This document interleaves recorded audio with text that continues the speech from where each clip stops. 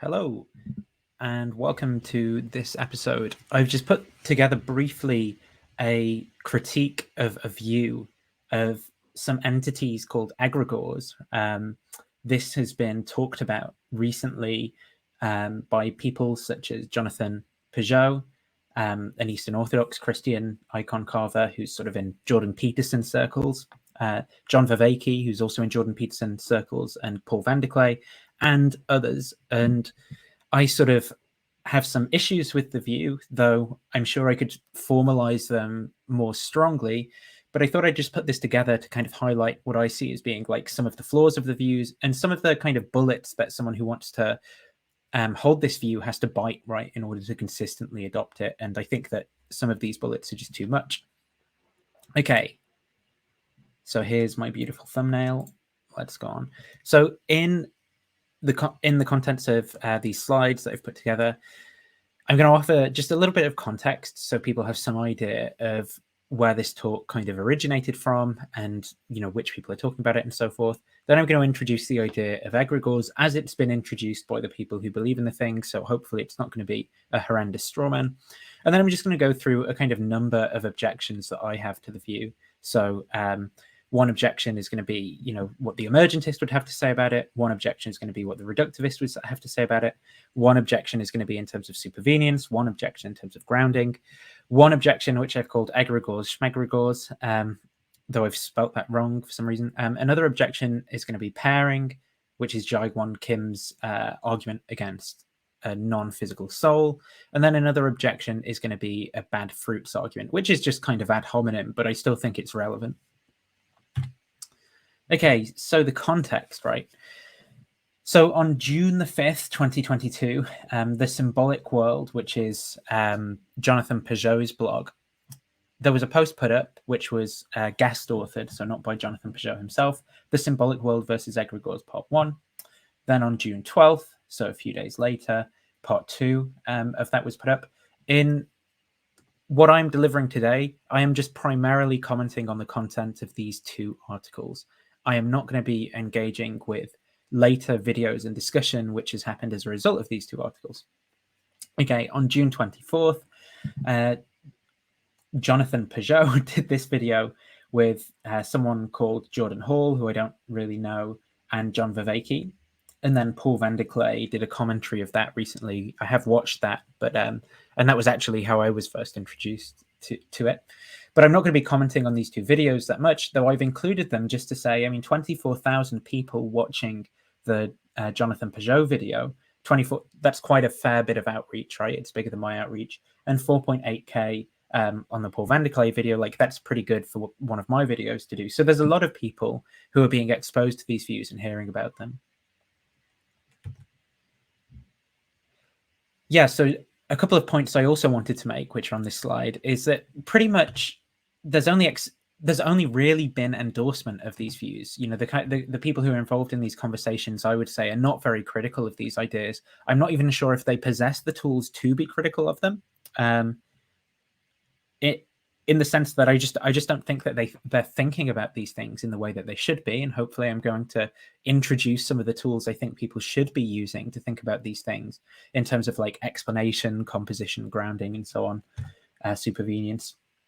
And I don't think there's any public criticism of the view that I'm aware of, aside from what I'm about to deliver now, which I think is going to be the first public criticism. So that's where, you know, this video is in that kind of context. So Egragores, what are they? Well, they get introduced here. This is from the first article. Egragores are a part of a larger conversation about higher beings or entities, things bigger than or above humans, where bigger than, I think, is probably unfortunate wording, or maybe it isn't, because I suppose the kind of entities that they're referring to are technically bigger than people spatially, but above is perhaps unfortunate wording, because above, you know, they don't actually mean like spatially located above. They mean in terms of like metaphysics, right? That these things occupy like some kind of higher status than humans. So if reality is kind of viewed hierarchically as things that exist having like degrees of being, perhaps, or degrees of perfection, well, Egragores are like higher beings than humans. So if humans are supposed to be the sort of pinnacle of the physical world, at least, or something like that, the human intellect. Again, I'm not. There's probably people who aren't committed to this degrees of being view, but this is at least how it's been understood in Aristotelianism and in later Christian traditions who pick up Aristotelianism. There's degrees of being in that sense. So apparently the word began to be used in occult magical circles in the 19th century. To begin with, it referred to an entity or angel brought into being by occult groups as a servant and or as a manifestation of their will. I have put above this bit that I've clipped out alleged etymology, just because I haven't actually done any work to corroborate this or figure out, whether it's true or not. I'm just kind of taking them on the word that this is right. Probably is. Egragore comes from the Greek for wakeful and refers to the watchers of the Book of Enoch. So again, that's a pretty weird book, like how that should be interpreted. And it's not obviously in the Protestant canon. It was introduced into occult usage after a translation of the Book of Enoch was made available to Western Europeans in the 18th century. Okay, so Pajot on higher beings. Pajot makes frequent reference to higher beings in his videos and discusses them in two slightly different ways. So there's two ways that Pajot talks about high beings. In the first way, he references the non-corporeal beings of the Christian tradition, the catch-all phrase for which is angels, but who form a hierarchy of different ranks, including principalities, thrones, dominions, etc. In the second way, he speaks of principles which unify parts into wholes. These are something like the spiritual identities of composite earthly phenomena. So, just assessing this kind of on the face of it, I mean, plausibly, if one buys into some sort of Christianity which includes such entities, so where the theology kind of is committing to such entities existing, then one's probably going to be committed to the existence of angels and principalities or whatever, in some real sense. But in that second, I'm not actually sure how the second sense is the second way is ontologically distinct from the first, particularly with reference to principalities, thrones, and dominions, because it seems to me that a principality, a throne, or a dominion is going to be dependent upon like particular physical states of affairs, right? It doesn't just exist sans those states of affairs. And I'll talk about this when we get into the supervenience objection. But in the second way, principles which unify parts into wholes, it's just not clear to me what that actually means, right? Because a lot is going to be said about how emergentism, for example, is false, but what's being said there actually sounds to me like it could be what emergentists believe, which is just to say that as parts are kind of comprised into wholes as they compose together, there are like higher order things which emerge out of those. And that seems what's being said. And then in other places, emergentism is kind of going to be used as what all people who don't hold to this view believe. So like the only other view, and I'll talk about why that's wrong with reductionism, but it's not clear, like rejecting that emergentist view seems to me to be in tension with saying that there are commitments to this sort of thing, but maybe I just don't understand. Okay, so here is another passage on Pajot and higher beings. So whether he's speaking in terms of angels or principles, these things manifest in the world through humanity, whose action provides body for them. In this way, the pattern of the being above receives concrete expression in the potential below. Top-down emanation meets with bottom-up emergence. In Pajot's model, this bidirectional flow seems to be necessary in all cases. Every higher-order system is the meeting of a spiritual principle with the substantial constituents of its body. There has to be work coming down from above and from below. Wouldn't it be up from below? Following this assertion, there is no room for pure emergence. Hence, Pajot's stance on the Egragore concept as a materialistic attempt to explain the identity of higher-order systems by emergence alone, without the principles which draw them into organization. So it seems to me here like Pajot is, for some reason, I say for some reason just because I don't understand why, saying that for emergence in and of itself wouldn't be sufficient to explain the phenomena because these higher order entities are required. But he's just saying that, right? There isn't like some further reason, I don't think, that can be given as to why, at least here, maybe elsewhere there is. If these higher order systems don't simply bubble up de novo from the collective interactions of humans, which is just to reassert what has been asserted, and not to provide additional justification, but rather require a teleological principle, then where do these principles come from? Okay, I didn't actually put an objection to that in, but now that I'm thinking of it, perhaps there should be an objection to that as well. Because teleology, again, as understood in classical Aristotelianism, is just built into the nature of things, right? So you don't actually require something over and above something's quidditas. That's later Aristotelian in the Western Latin tradition, but you don't require something over and above something's nature in order for it to have a final cause. So again, it's just not clear what's motivating, it's not clear what the argument is, right? That in order to have a teleological principle, the principle needs to come from something aside from a thing's nature. And if a thing's nature just is what it is to be that thing, right, the essential features of something, then you can tell like natural stories about that, and they're going to be entirely consistent with everything that's being stated as required here. So anyway, here were some of my thoughts anyway on that passage when I read through it. So manifest and provide body, that's at the start when it says these angels manifest in the world through humanity, and our action provides body for them. So these terms, according to me, are just being poorly defined. I mean, it's not clear what it means for something to manifest, right? What does it mean for something to manifest as opposed to not manifest? If I, like do this with my pen lid, in virtue of what, right? Is it not a manifestation of a higher being? And then, just when a country declares war on another, in virtue of what is that action a manifestation of a higher being? I mean, what's the relevant difference here between the two cases? And as I'm going to talk about later on, you can't just appeal to the very thing that you're trying to provide justification for by saying, well, in virtue of that one's an egregore, right? Because that's just going to be question begging. And the same thing for provide body. I mean, I just don't understand what it means for humanity to be providing a body for these things. I mean, if none of the humans which compose some greater entity are themselves being directly like possessed or and again, there's all sorts of questions about what does that mean. I mean, does that mean like my soul is displaced from my own body and a demon occupies it for a moment and causes me to wiggle my finger instead of me wiggling my finger? I just think that manifest and provide body here, they shouldn't get a free pass, because what they are supposed to be expressing is highly unclear and contentious, right?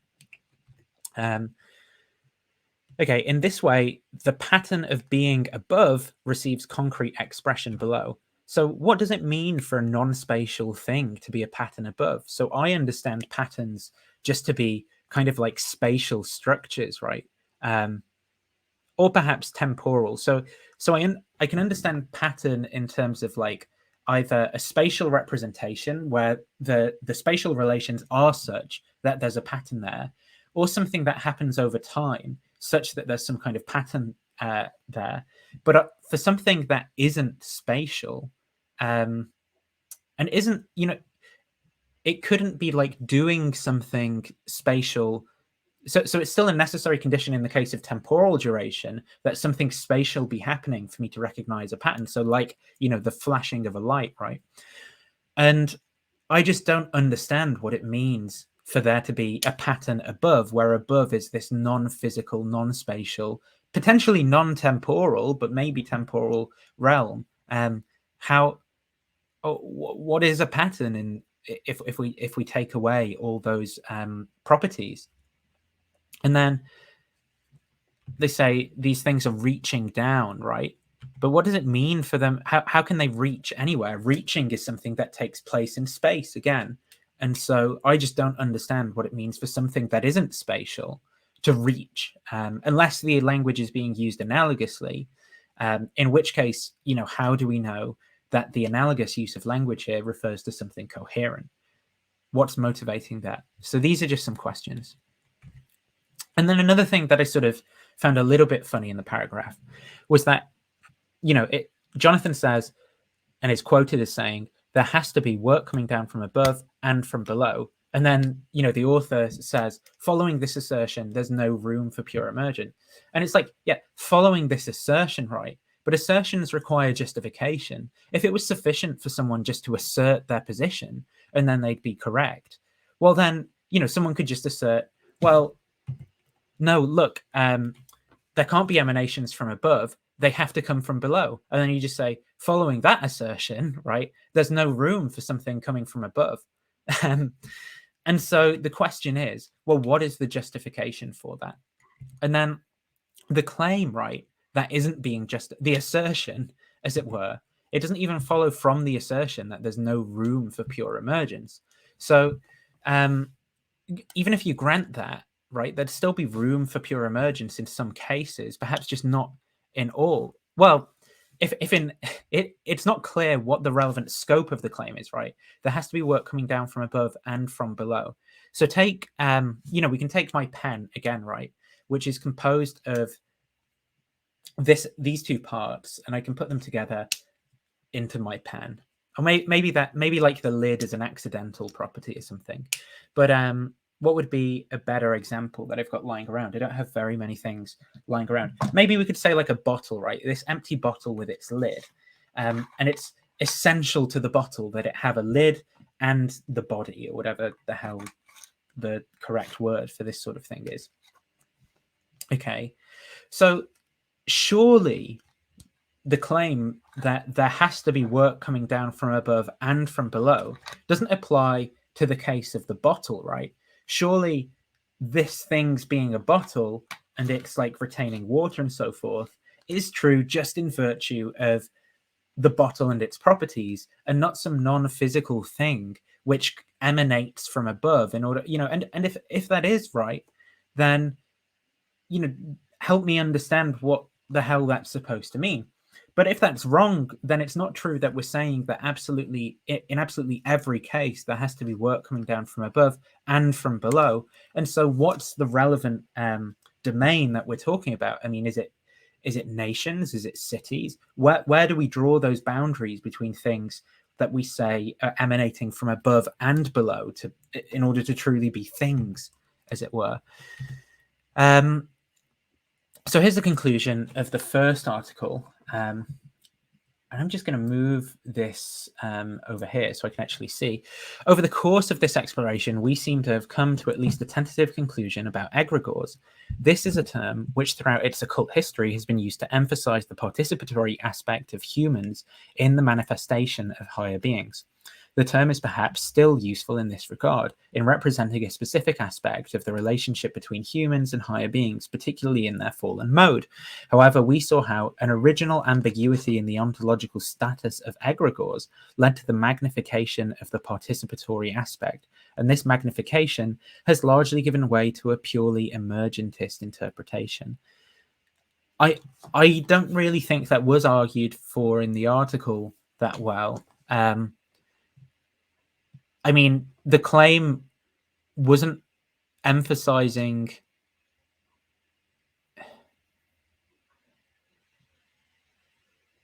the claim just was that there's nothing over and above people doing things, right, for one of these for this higher order phenomena to obtain. And then it's like the argument is, well, that's not true.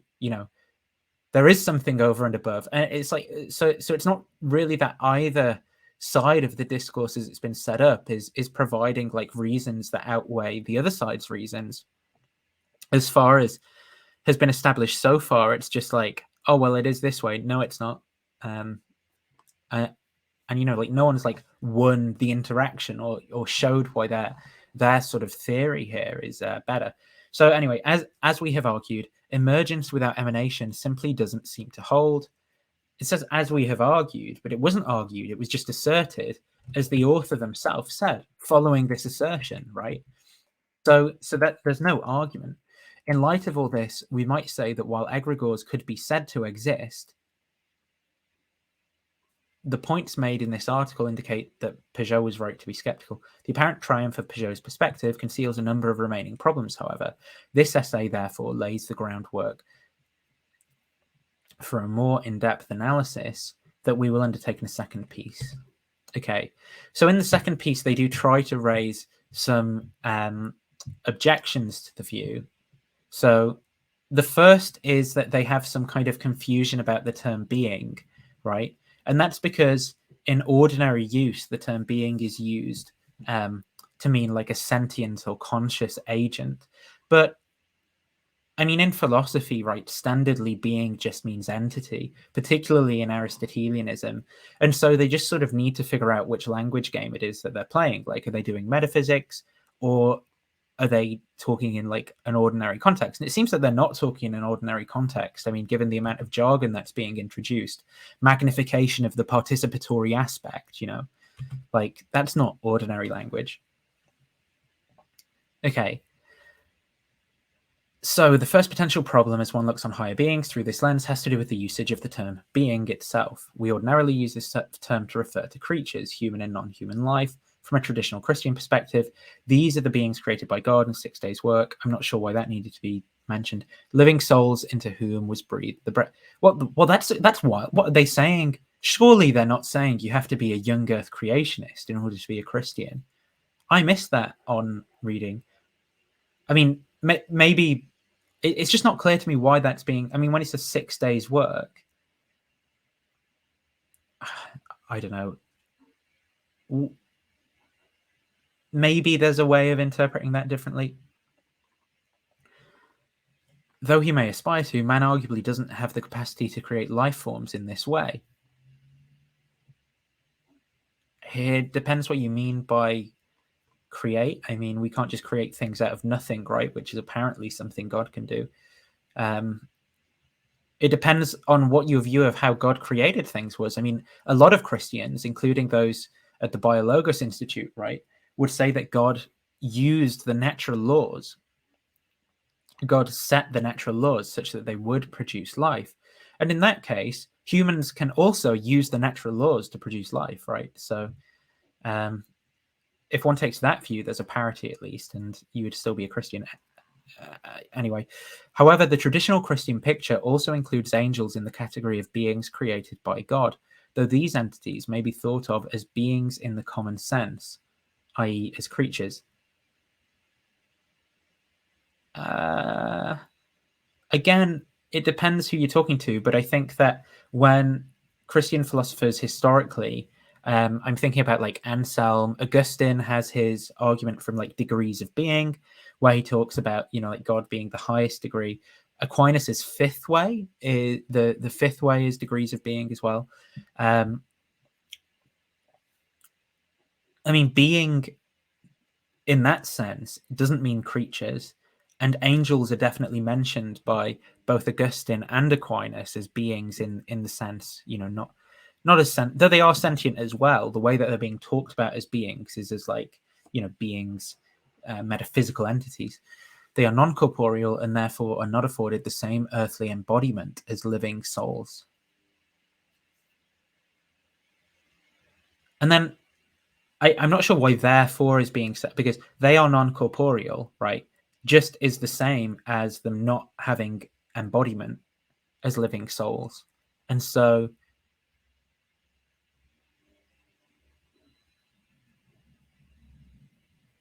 I don't know.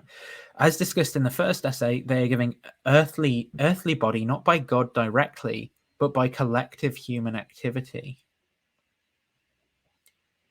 So that's just a bizarre claim to me. I mean, how can we do anything that, like, unless there are like laws that God has created between the non-physical and the physical, how can we do anything to interact with the non-physical? we have to stop and ask the question, does it really make sense to call their resulting manifestations beings? So that, anyway, their concern here is just basically over equivocation of the word being and not being quite sure how to use it. And I think that's a pretty weak objection, to be honest. That's just like, the objection is just, how should we use this word, right? I don't know my way about. But it isn't like it isn't an actual objection to the position. And I've got several coming up. Another perhaps subtler issue, also concerning the question of whether to equate spiritual beings with the systems they manifest, is whether there is only one pre-existent principle for these systems, or whether it's more appropriate to say that a multitude of beings contribute to their formation. So I do have something to say to this, and this is going to fall out of the pairing problem objection, which I'll raise later, which is to do with pairing, one-to-one things, and that there's the only thing that you could appeal to, right, for a one-to-one pairing would be spatial properties, but there are no spatial properties of these things. Hence, there is no principled reason that can be appealed to for why there is one rather than many. So yeah, hopefully that's an idea of this egregore thing. So the first thing that's to be said, like in this initial assertion, as it were, there's no room for pure emergence. Well, I'm not sure what pure emergence is, but there are at least two senses that emergence is talked about by philosophers of science, one of them being weak emergence and one of them being strong emergence. And I'll talk about both and how both simply aren't are left untouched by this assertion, right? Emergence can very generally be described as the combination of... this is from, I've not put the citation at the bottom, Thomas Tarko, 2021, The Unity of Science. And it's around page 20 to 30, this quote. And I have interviewed him on my channel, so if you're interested in his views on the unity of science, check out that interview. But emergence can very generally be described as a combination of dependence with autonomy. Something is emergent if it depends on something else, but nevertheless maintains some important sense of autonomy. So something that's important here with this emergence view is that the sense of dependence, right, is going to be important for some of the later objections about grounding and so on. The literature is full of debate about what constitutes the relevant senses of dependence and especially autonomy. In the present context, a potentially more interesting feature is the relationship between reduction and emergence. In particular, emergence is typically considered to contrast with reductionism. One possible sense of autonomy is simply non-reducible. Yet it is certainly possible to combine weak forms of reductionism and weak forms of emergence. A helpful distinction can be made between weak emergence and strong emergence. So I'll introduce those distinctions in a second, but it's just to say, even if we bought everything that was the assertion of this article on higher beings, there's no room for pure emergence, that has nothing to say about the reductivist view, right? Which is distinguished from the emergentist view. And, I happen to lean towards the reductivist view. Okay, so what's weak emergence? Weak emergence in its various forms is widely accepted since it generally requires some modest form of autonomy for the emergent higher level phenomena. This could be as simple as the emergent phenomena being unexpected or independent with regard to some minor changes in its dependent space, lower level phenomena. An example of weak emergence might be the various surprising products of evolution, such as intelligence. We might not fully understand or expect to see all these products, but we know that they are the result of complex biological and chemical processes. By contrast, and my screenshot stopped working here for some reason, strong emergence is much more controversial as it requires autonomy to a very high degree. For example, it's common to think that a strongly emergent phenomena is not even in principle deducible from lower level phenomena. It's unclear whether strong emergence exists, but consciousness is often suggested as a potential candidate. So an idea of strong emergence here would be, maybe like one thought causing another, and there's no physical basis for that, or maybe free will, right? So here's the objection as it's going to come from the weak emergentist, right? Why can't there be weakly emergent kinds, i.e. just the kinds being referred to by Peugeot and others as Egragores? So, they say there has to be work coming down from above and from below, and the kind of entities that they're referring to, well, one of them that Paul van der Klee referred to was like a church synod or synod, but the other one that Peugeot referred to was like a country, for example, in a different case. According to the weak emergentist, I mean, I don't think that any emergentists actually think that countries are emergent, right? But suppose there's a weak emergentist who does think that countries are an emergent phenomena. I think emergentists are going to think that countries are reductive phenomena. But laying that to one side, suppose that weak emergentism is true, well, then that just is the thesis, right? That these kinds emerge from the lower order phenomena. They're still dependent upon them, and then they have some kind of independent causal powers. And similarly for the strong emergentists, though perhaps in a stronger sense. The question is, what has the egregore top-down view person provided to make the person who already believes this abandon their position? And, you know, my contention is nothing. They've just asserted, right, I disagree, but they've not actually motivated the position in any way. They've not provided any reasons why their view is more parsimonious than this view. And it seems that this view is actually a better view, right? Because this view has some laws about emergence, but it doesn't require, so it just has less kinds of things. So we've got the phenomena that we're trying to describe, which is the country, say, right? And then we've got a couple of other candidate things that might exist. We've got like some lower level things, and we've got some higher order things, which are the things that the egregore people believe in. And so both views are committed to the existence of the phenomena, right? Like the country. Both views are committed to the existence of the lower order things. That is to say, the borders of the country, sorry, the washing machine just finished, the borders of the country, the people who constitute it, its laws, and so on, right? Now, the emergentist can describe everything that's happening purely in terms of these two categories. The egregore person introduces a new category, namely an egregore or whatever the hell higher order phenomena, right? And there are going to be laws and rules linking that phenomena to the lower order phenomena. So if we're able to sufficiently explain the phenomena in terms of the emergentist position, then that's going to be a more parsimonious position, and we can just excise the thing that the proponent of the egregore view is proposing and not include it at all in our kind of theory of what's going on there. So it's not clear to me what the proponent of the egregore view actually provides in order to additionally motivate their view over and above something like emergentism. Okay. I went back, right, and I've got the same quote there, so that was silly. Okay, here's another objection from reduction, or the reductivist point of view. So first, we're going to have to introduce, what reduction is. Again, these are all from Thomas Tarko's Unity of Science. So there are different models of unity. He's talking about unity of science, but we might talk about like unity of composition and so on. Ontological models of unity, as the name suggests, concern ontological structure of reality. They're intended to be objective models, or we might say de re, about how reality is structured, whether leveled or not. Reductive ontological unity suggests that all entities reduce to some base class of entities, typically those of fundamental physics. Non-reductive ontological disunity suggests that reality may be structured into non-reductive levels that are connected, for instance, by compositional relations, where the composed entities are a genuine addition to reality. Okay. So, according to the reductionist, the view that true statements about higher level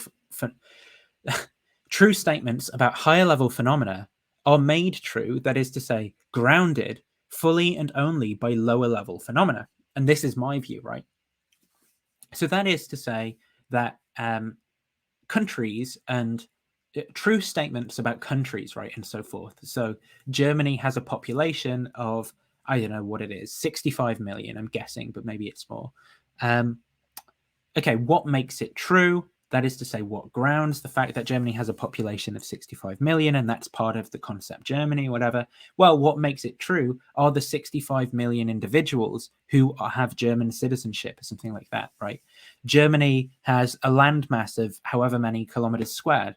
what makes it true, the lower level phenomena of the actual landmass of Germany and where that is spatially and the area that's there, right? It's made true by the lower level phenomena. It's not made true by some kind of higher level standalone egregore or something. So explanatory physicalism is perfectly compatible with the view that explanation of certain phenomena is best conducted at a rather abstract level, omitting those details of physical implementation that make no difference to the phenomena it's obtaining.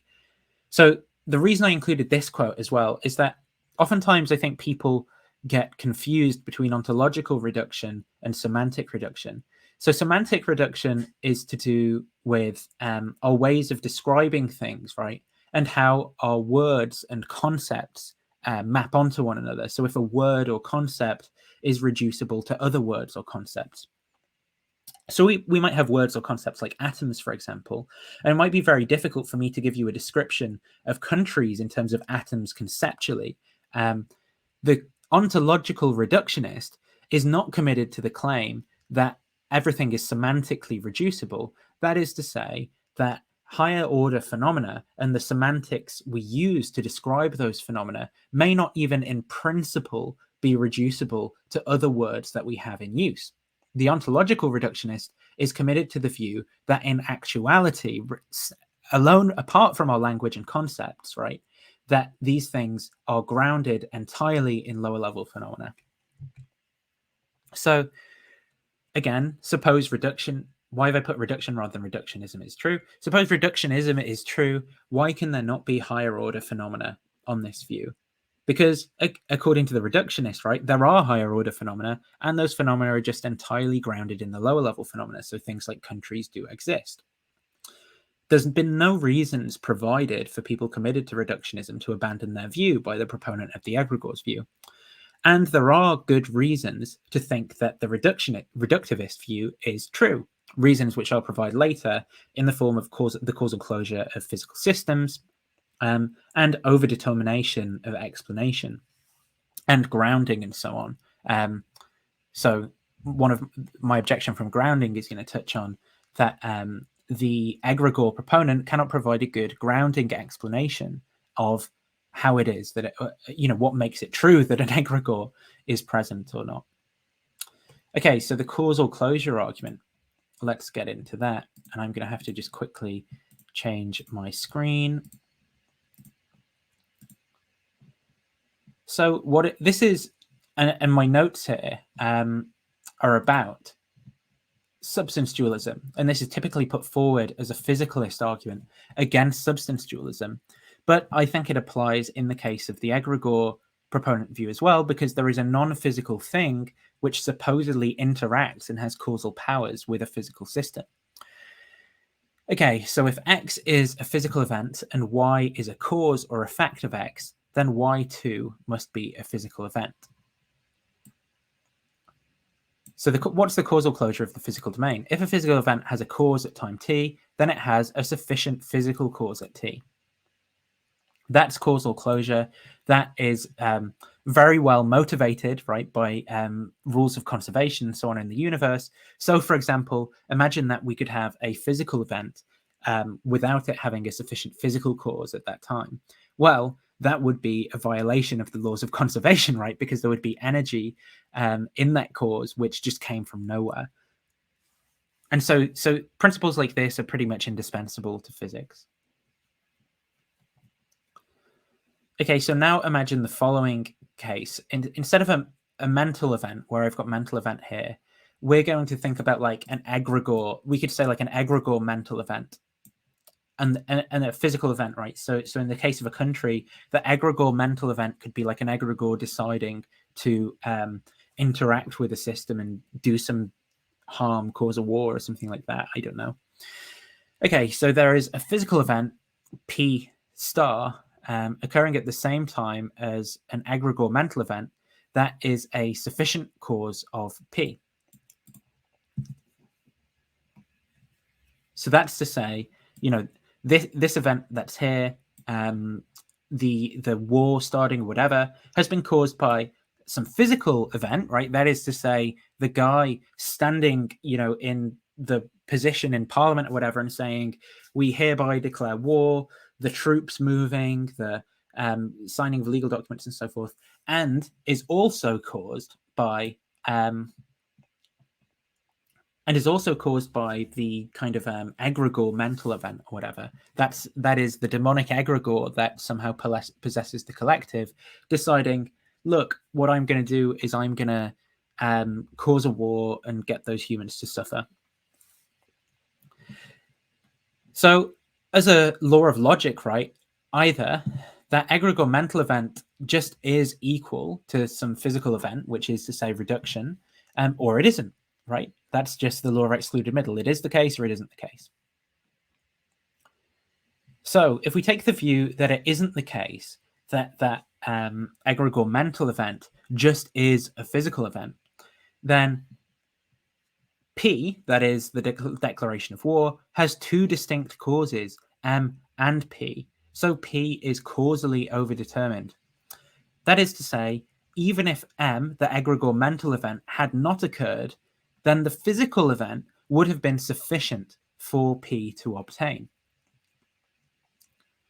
So could we show M on its own, sans P prime, would be sufficient for P? No, by causal closure. So that is to say that this physical event just on its own is sufficient to produce the physical effect, but the mental event just on its own is not sufficient to produce the physical effect because of the principle of causal closure. And so there are reasons to reject this branch, right?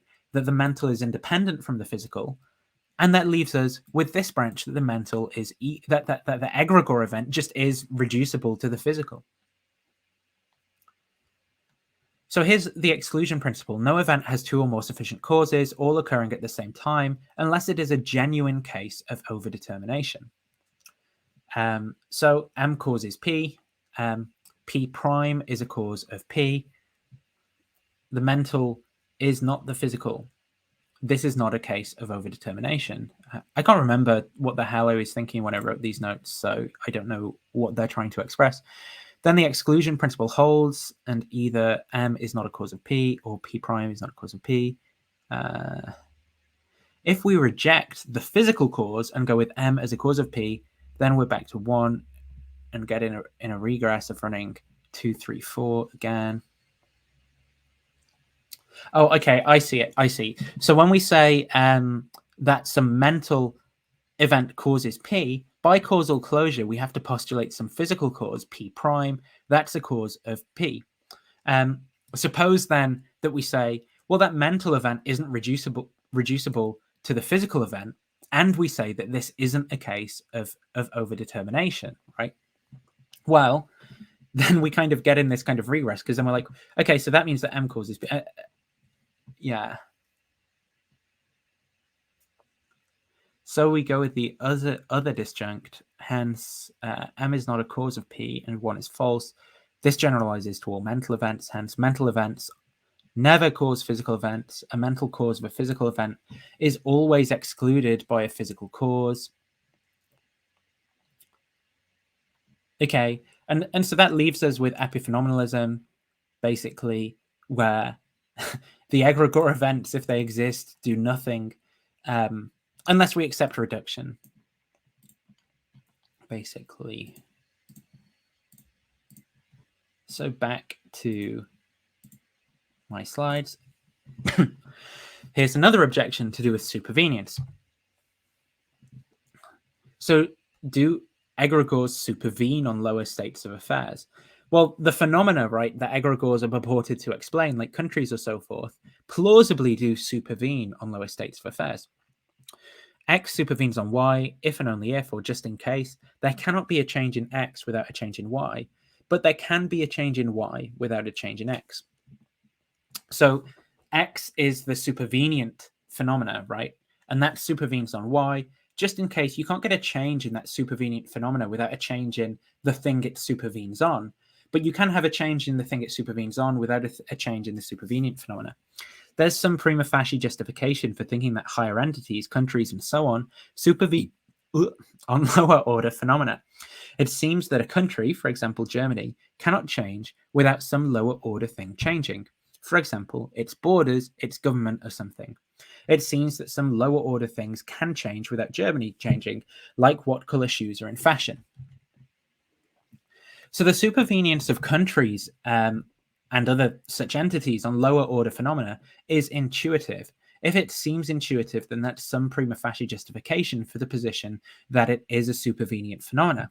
If we have prima facie justification for the position, then those who disagree will have to provide some defeaters for our justification if we're to adopt their position. But the defeaters here are highly implausible. For example, how could it be that Germany could itself change without some lower order thing which constitutes Germany changing? I don't know. And that's why, I'm kind of opening it up to the proponent of the Egragore view to sort of make clear how it isn't that these things actually supervene on the lower order phenomena. Okay. What is this screenshot? Take the example of a city. Oh, this is just some justification for me talking about using like countries and cities as examples, I think, because they were using the same sorts of things as examples. Okay, here's the grounding objection. Grounding explanations answer the question, in virtue of what does P, that's some proposition, obtain?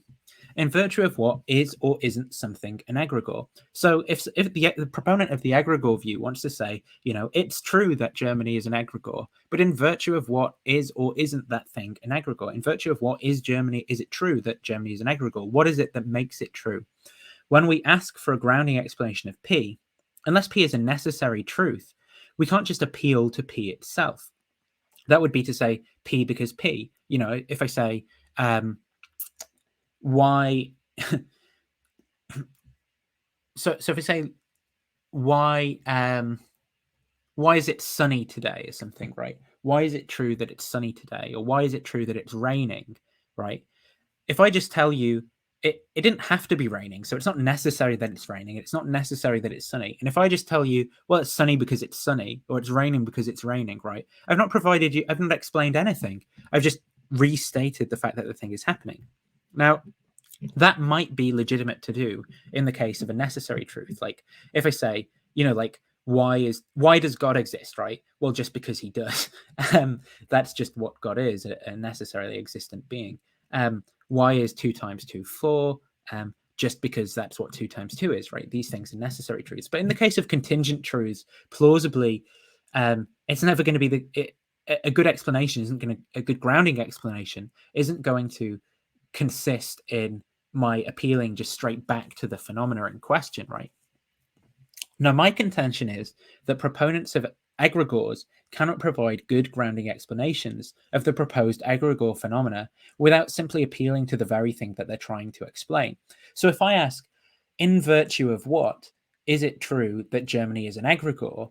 Well, the explanation that I'm going to receive is, well, because it just is, right? Germany is an egregore, so it's an egregore. And that's circular. Surely it's contingent that Germany's an egregore. It's not a necessary truth that Germany's an egregore. And this is some justification to reject the egregore's view that there's no plausible ground, there's no good grounding explanation for what makes something an egregore. Okay, here's another objection. Egregores, Schmegragores. Suppose that egregores emanate from above and they're not dependent on any lower order phenomena, as the proponents of egregores claim. Well, if egregores are a legitimate kind, say Germany or the Catholic Church, whose legitimacy as a kind is not dependent upon exemplification or instantiation by any lower order phenomena, then there's no way for me to reject. Then, in that case, right, there's no way for me to reject talk of Schmegragores and the Catholic Church. I can't appeal to their not being exemplified. There in the plural is those two cases, right? Things like Schmegragores and Catholic Church. I can't appeal to these things not being exemplified because the proponent of egregores has said that we don't need exemplification, right, in order to be justified in thinking that such things exist. Indeed, such things exist independently of any exemplification. And then this opens up the view to just all sorts of entities like Schmegragores and the Catholic Church existing and being just as legitimate as Germany and the Catholic Church. But I say this is absurd it undermines all sorts of our ordinary ways of thinking about the world. And so that's some reason to reject the Egragores view. Here's another objection. This is the pairing problem. So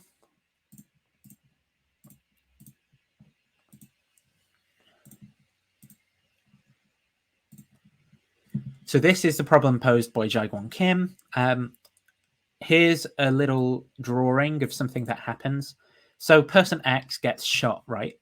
Here's the scene. Person A's gun is pointed towards person X. Person B is facing away. They shoot their gun over here. Person A shoots their gun here. And we ask, what entitles us to say that A caused X's death rather than B? They both shot their guns at the same time, right? And what we want to ask is, well, what caused X's death? This is another question of grounding, right? In virtue of what did A's cause X's death rather than B? How do we pair the right cause with the right effect? So here are a couple, on the face of it, there are just two candidates for this, right? One is going to be a causal chain which connects the bullet released from A's gun, and it's causing the death of person X to its being fired from A's gun. And another candidate is going to be spatial location and orientation. Okay, so there's a problem for the causal chain view. Let me zoom in so it can read. So there's a continuous causal chain connecting the firing of A's bullet to X's death. A causal chain is a series of event-related, cause related to effect. Interpolating more cause-effect pairs does not solve the pairing problem. It just begs the question, right? No matter how many of these cause-effect pairs that you sort of enumerate, it's not going to tell you that that A's bullet caused X's death rather than B. So ask what pairing relations ground these interpolated cause-effect pairs? Well, spatial temporal relations are the only way of generating pairing relations. Why is that on the same? It is metaphysically possible for there to be two distinct physical objects, A and B, with the same intrinsic properties, hence the same causal potential or powers, where one of these, say A, causes the third object, C, to change in a certain way, but B has no causal influence on C. That A and B causes C must be grounded in some fact about A, B, and C. As they all have the same intrinsic properties, there won't be a relevant difference, so it must be grounded in their extrinsic relational properties to C, which explains their different causal roles. Okay, so that's just to say there's nothing intrinsic, right, about either of the bullets that can be appealed to in order to ground why the firing of A's gun killed person X as opposed to the firing of B's gun. But what about when we appeal to spatial location and orientation? Well, each gun, when fired, is at a certain distance and appropriate orientation to the target it hit, but not some other target. What relational properties of A, B, and C can ground A's causing C and B's not causing C? When A, B, and C are physical objects, spatial relations are responsible for relevant causal differences between A and B to C. For example, distance, orientation, blocking objects, and so on. So why is it a problem that spatial location and orientation is the most plausible candidate for grounding these sorts of things? Well, it's metaphysically possible for there to be two souls A and B with exactly the same intrinsic properties, such that they both act in a certain way at the same time, and as a result, a physical object C undergoes a change as a result of A's activity, but not B's. So we want to ask, remember for kind of soul mental events here, we want to talk about like egregore mental events, right? Rather than like human souls. But I think the same objection still obtains. What pairing relation makes it that A causes a change in C, but B doesn't? Remember the two mental events. So there's two egregores, right? And they both perform some they both have some like mental, non-physical thing that they do at the same time, and one's causes a country to go to war or something and another's doesn't, well, in virtue of what does one's cause this thing to happen and another's not cause this thing to happen? Well, egregore souls do not have spatial relations to anything in order to ground the relational differences. There can be no egregore soul nearer to or more properly orientated toward one object than another, nor could we say that there's a causal barrier between one and another. It's a total mystery how non-spatial relations could help us distinguish, from the point of view of an immaterial egregore, the causal interaction of one egregore with a physical object and not another when the two are intrinsically identical. The same problem applies for causation of mental events. The dualist must have, or the egregore proponent must have an intelligible and well-motivated answer to this question if we are to accept their view.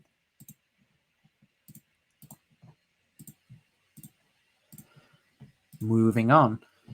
Here are some epistemic problems for the position.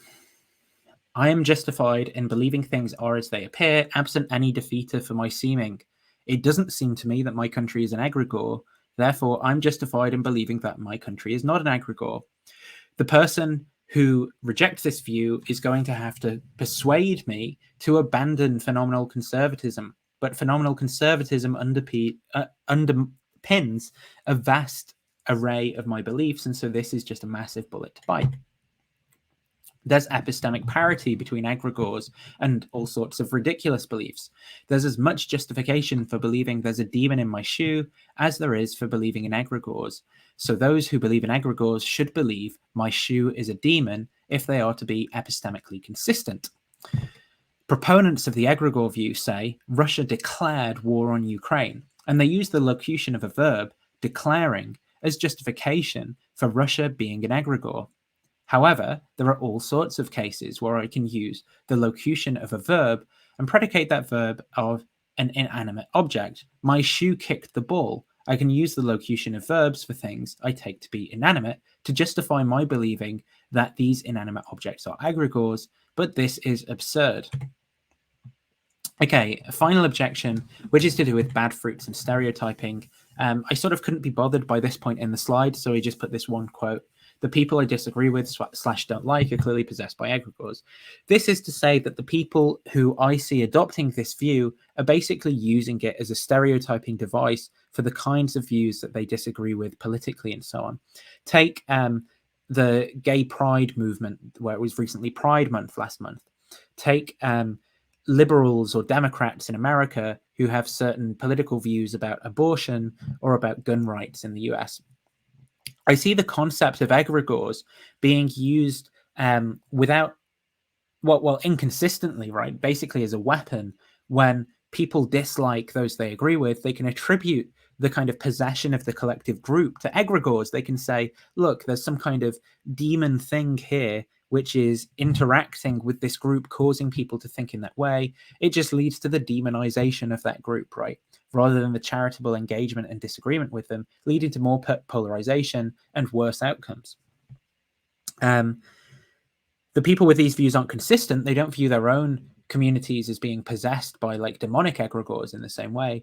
If they do, they view their own community as being possessed by good egregores, maybe like being the body of Christ or something. The question is, I mean, why do they think that of their own community and not the other one? How can they tell the difference between being possessed by the body of Christ or being possessed by a demon? I mean, aren't there liberal Christians who are in favor of abortions or opposed to gun rights and would say that they are the body of Christ? How do we actually tell the difference here? So basically, this is kind of an ad hominem objection against the use of this concept, because it's basically being used by people just to advocate their political prejudices.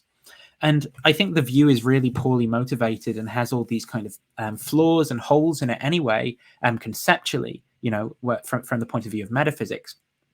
Questions that just can't be answered, questions that are better answered by other views. And so those other views should be adopted, and those other views don't have the same consequences as being used as political tools in this way to demonize and chastise those who we disagree with politically. So yeah, that's it for this episode. Just to say thank you to my patrons. If you enjoy this sort of content, then you can become a patron yourself at patreon.com/digitalgnosis. The link is in the description for that. And the lowest tier is just £3 a month. With inflation being as crazy as it is, and me just coming off being a student, like, money's not amazing. So if you value the content that I produce and you think you can spare £3 a month, the more of you that do that, it all kind of adds up to go into like my shopping and stuff. And I appreciate that a lot. So thank you very much, guys. Support me if you can. And thank you to existing patrons. Yeah, other than that, that's it. That is the episode. I will say I'm happy to talk to people who are proponents of this view if they think that they have good answers to these sorts of questions and objections that I raise for the Egragores view. But I think that these are legitimate concerns, and I would like to see people who espouse this view actually engaging with these concerns. And, I'm happy to have conversations with those people publicly on my channel, on their channel, or in private if you would rather take away, the whole kind of spectacle element of being in YouTube in some sense. Thank you, everyone. Hope you enjoyed.